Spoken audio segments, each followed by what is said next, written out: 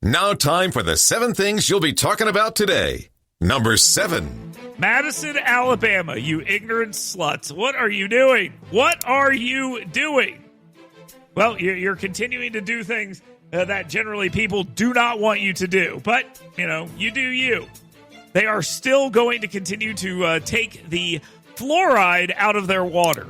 Now, this is a self-inflicted wound made by a bunch of dumb people doing dumb things. And they're trying their best to figure out why to do this or why not to do this. The overwhelming perception is that the people in Madison do, in fact, want fluoride in their water. But the city water board and the individuals involved in this cannot seem to get their act together and see if they're going to make this change. Well, big mistake by these guys. It is going to be embarrassing for them. And by the way, the made-up, it's causing damage to the water systems. Guys, this is done all over the country. That's the cost of doing business. Stop being stupid and make the right decision, you idiots. Number 6. House Republicans led by Speaker Mike Johnson, a Republican of Louisiana, are moving forward with a big, beautiful bill aligning with President Donald Trump's agenda. There is some deal-making that still has to get done. And it is going to be tough to get this thing passed. But it looks like they're working on it as of right now. Will they get it done? I don't know. But they're trying to reunite this. Some people are calling it a tax cut bill. Some are calling it a spending bill. Some are saying, they're cutting Medicaid. And they're killing people. People will die. Well, they need to have a real conversation about this. 1,116 pages. They got a rare weekend vote over the weekend. And now it is the deal-making time. Chip Roy, one of the standout, I'm going to not vote for this guys, out of Texas. He says this bill does not meet the moment. Can they get him on board?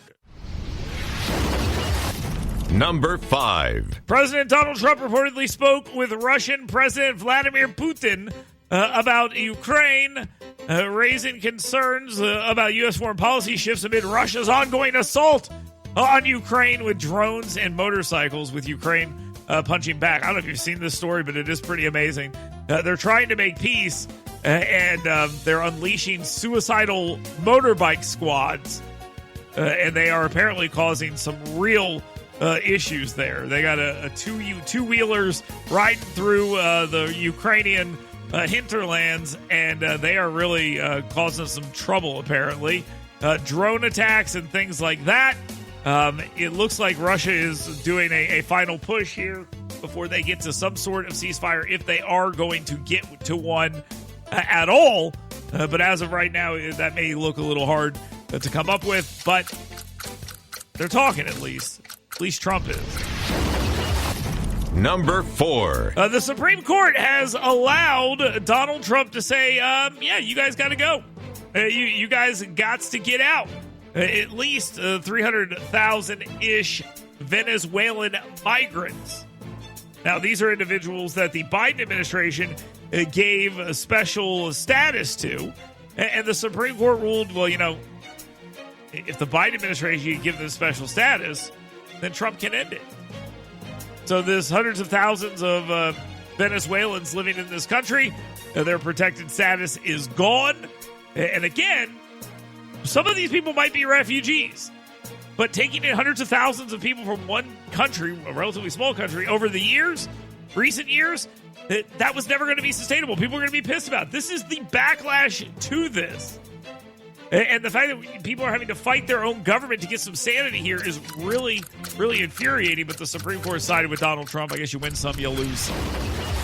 Number 3. Alabama State Senator Arthur Orr dismissed rumors of Governor Kay Ivey's cognitive decline, defending her leadership as she navigates state issues. Now, listen, this story is actually a couple days old, okay? That's true, because I'm the one who asked her the question. But it's getting coverage in multiple places, so I thought I would address it here. I'm the one that asked the question. The reason why I asked the question is, I think, pretty clear. The reason the question was asked is because a lot of people were asking me, what's up with Kay Ivey? Now, I got a video coming out about this a little later today. You can go to the Dale Jackson on Facebook and Twitter. It'll be out around 11. where I lay out why exactly I asked the question. But I think I've made it pretty clear. People have sort of been asking this question for a while, and it heated up. It heats up a couple of days ago, and I'm glad to get this conversation out there. Number 2. FBI Director Kash Patel had recently visited North Alabama, and it looks like it's going to be a pretty good thing for North Alabama. You had Katie Britt and Tommy Tuberville showing him around, and as he showed him around, they're trying to figure out how this is going to impact Huntsville, and guess what? It's going to be pretty good.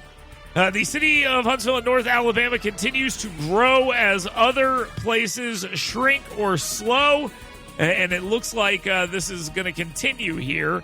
The new Army Secretary predicts a renaissance for small contractors. So again, we're hearing all this stuff about Doge and cuts and all this other stuff, but you're still hearing that North Alabama is going to be a pretty good place to be in this situation. So you should be somewhat happy about that.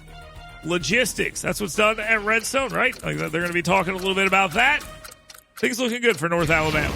Now, time for the number 1 thing you'll be talking about today. I said it would take 36 hours. It was obviously way less than that. President Donald Trump expressed his trust in his physician, saying, I trust my physicians fully. I guess the question's being asked because... Is the question being asked? I mean, let me see if I understand the premise here. The premise is like maybe he shouldn't trust the White House doctors because Biden's doctors were incompetent. Is that what we're doing? That is what we're doing, isn't it? Okay, all right. So the premise of the question is that Biden's doctors missed this. But nobody believes that.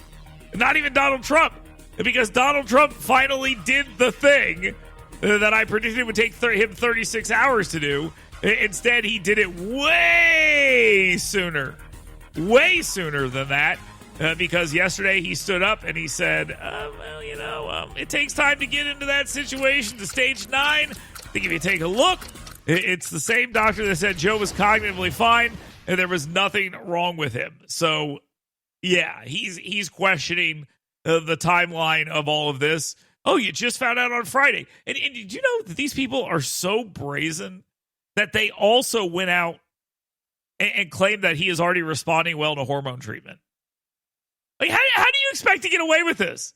You found out on a Friday, you've started treating him instantly, and on top of that, he's responding well to it in like 2 days? Is this what we're pretending? Yeah, I don't think people believe that. And Donald Trump said, I don't believe it. It's not true. Some people believe it. I don't, not me. And he laid this argument out, and I thought it would happen sooner. I thought it would really happen, or later, but it happened sooner than I thought. But yeah, stage 9 is pretty high, and I'll repeat this, what I said before. There was a doctor who was quoted, and he said, stage 9 cancer like this as a first diagnosis is not something you see in someone who goes to the doctor yearly, let alone the president of the United States. What you see this in is veterans who haven't been to the doctor in 20 years who show up at the VA crying about bone pain. And then they find out that they've had prostate cancer for years and it is into their bones. That's how you find stage 9 as a first diagnosis. Translation, he's lying. Okay? They're all lying again. And remember, to quote, a paraquote here, Hakeem Jeffries, we're not going to talk about the previous stuff in cognitive decline because that lie is not important enough to talk about. It's time that we start talking about the new lie that we just found out that Joe Biden has cancer. So shut up about that. We've got a new lie. A new lie has just dropped, and we're supposed to pay more attention to that lie instead. Let's take a quick timeout. Todd Pyro coming up here in just a bit on WVNN. Get WVNN's Dale Jackson's 7 Things You Should Be Talking About Today right in your email box every morning. Go to yellowhammernews.com and sign up today.